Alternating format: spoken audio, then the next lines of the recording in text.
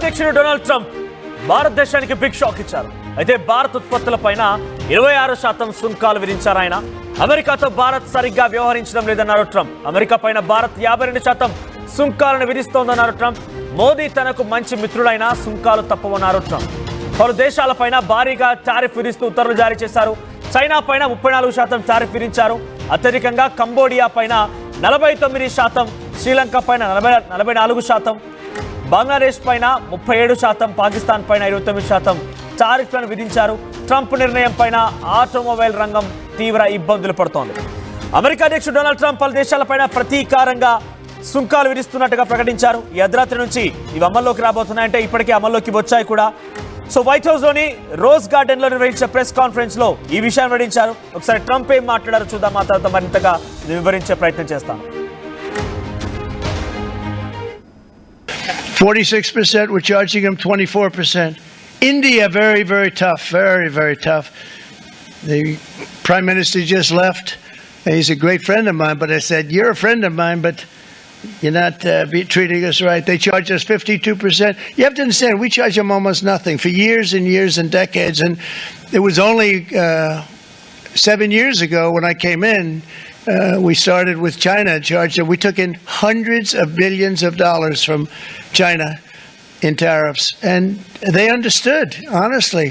President Xi understood. He said, look, I understand. And the other countries, and they all understand. We're going to have to go through a little tough love, maybe. But they all understand. They're ripping us off, and they understood it. Prime Minister of Japan, Shinzo Abe. He was a fantastic man. He was unfortunately taken from us, assassination. But I went to him and I said, Shinzo, we have to do something. A trade is not fair. And he said, I know that. I know that. And he was a great gentleman. He was a fantastic man. But he understood immediately what I was talking about. I said, Shinzo, we have to do something. He said, I know that. And we worked out a deal, and it would have been a much better deal, but frankly, there were many years left in the deal that was made previous to my getting there, but it was something.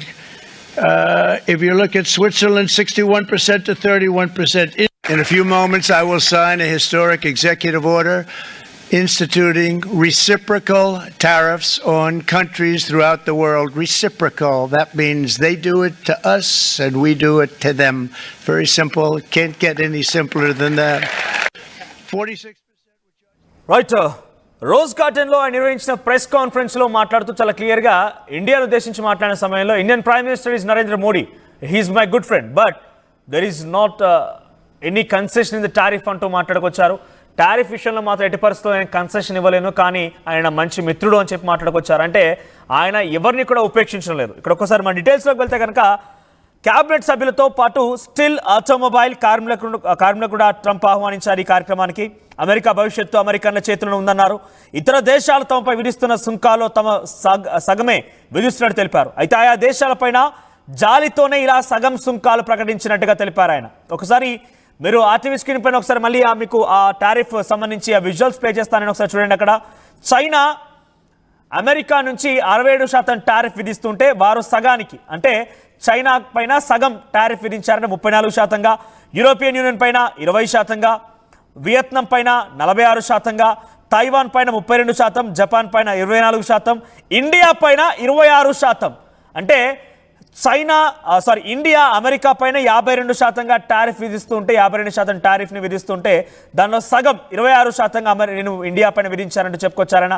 America first చాలా రూడ్గా, చాలా రెక్లెస్గా Trump ముందుకెళ్తున్నారనేది ఇతర దేశాలకు కనిపించవచ్చు, కానీ అమెరికన్స్కి మాత్రం డెఫినెట్గా వారి ఆర్థిక స్థితిగతులు మెరుగుపడతాయని ఒక ఆలోచనలు అయితే ఉన్నారు. ఎందుకంటే అమెరికా ఫస్ట్ అన్నారంతో డొనాల్డ్ ట్రంప్ ముందుకెళ్తున్నారు కాబట్టి.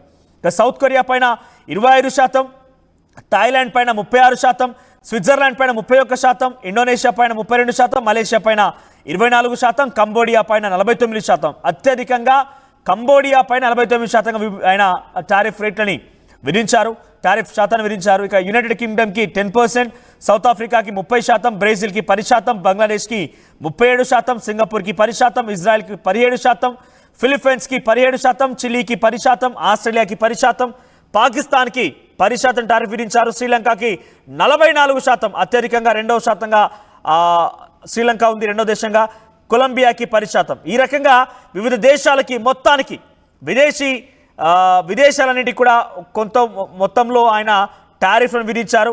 అత్యధికంగా కంబోడియాపై 49% కనబడుతోంది. అంటే ఇప్పటివరకు ఆయన చెప్తున్న మాట ఇంకోటి ఏంటంటే కేవలం ఇంకనే సగం శాతంగా మీరు విధించేటువంటి టారిఫ్లతో పోలిస్తే సగమే నేను విధిస్తున్నాను, నేను కనుక మీ స్థాయిలో కనుక వెళితే ఇంకా చాలా తీవ్రంగా ఉంటుంది అని చెప్పుకొచ్చారు.